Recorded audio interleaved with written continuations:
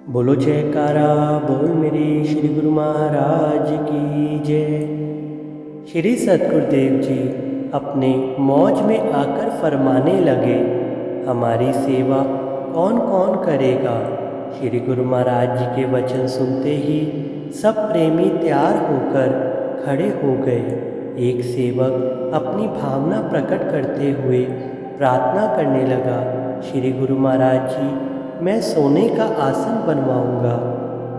सभी प्रेमी अपने अपने प्रेम को प्रकट कर रहे थे। श्री गुरु महाराज जी सभी प्रेमियों को पलंग उठाने का आदेश दिया। हृदय सम्राट महाप्रभु के पलंग को सेवकों ने कंधों पर उठाया हुआ था। कुछ देर बाद श्री गुरु महाराज जी बोले, हमारे पलंग को उठाने का मतलब जानते हो क्या है? कोई भी प्रेमी इसका उत्तर ठीक ठीक ना दे सका। फिर स्वयं ही हुजूर बोले, इस समय आप सबने मुझे सिर पर उठाया हुआ है।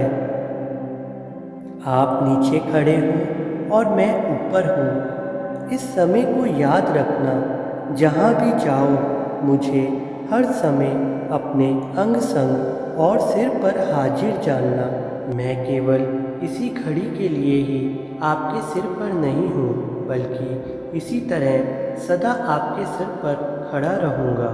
जो सतनाम, सहज योग, ब्रह्म चिंतन, आत्मविचार और साक्षी स्वरूप का मार्ग मैंने आपको बताया है, उसका डंका सारे संसार में बजा दो। जहाँ जाओ परोपकार करो, परंतु एक बात हमेशा याद रखना, स्वयं कभी गुरु ना बन बैठना। संसार वाले आपको गुरु कहें तो कहें, परंतु आप अपने को कभी गुरु ना समझना।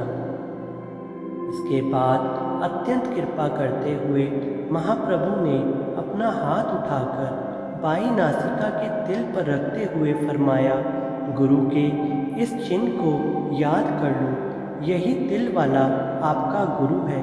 ऐसे गुरु को कभी मत भूलना।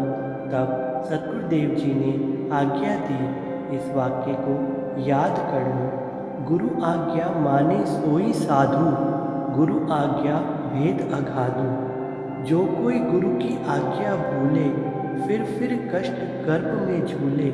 श्री गुरु महाराज जी फरमाने लगे, गुरु आज्ञा में भेद होता है, जिसे जीव बुद्धि नहीं जानती।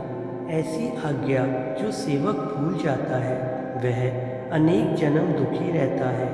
हुजूर फिर बोले, मैं ऐसे स्थान पर बैठूंगा जहाँ हर प्रेमी सुविधाजनक आ सके और किसी को दूर की यात्रा का कष्ट ना हो, सभी प्रेमी समान रूप से दर्शन कर सके। इस प्रकार श्री गुरु महाराज जी अपने निज स्थान श्री गुरु मंदिर नंगली साहिब के बारे में गुप्त संकेत दे रहे थे।